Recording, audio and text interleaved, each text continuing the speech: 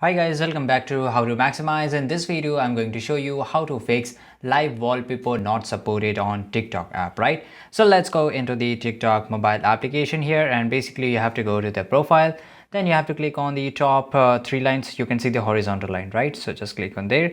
Then just go to the setting and privacy, scroll to the bottom, and here you will select a option that is called report a problem. Okay, and this very important, guys, and here it will take a few important seconds to load, and then just go to the live, and after that on the live it will again load for a few seconds. You have to wait, and here you have to select live is suspended, or you can just select any other option. Basically, if it is regarding the hosting a live, and here let me show you how to start a live. So just click on here, and it will again redirect to a new page, and basically here you have to click on the no, and just scroll a little bit down and click need more help. Okay, and this is very important, guys, and here you have to write in the feedback that hi, I couldn't go live in the past few, but I can't anymore. Basically you have to erase this, right? And here you have to type that I'm not able to fix live wallpaper, and that should be support my TikTok mobile application, but it doesn't.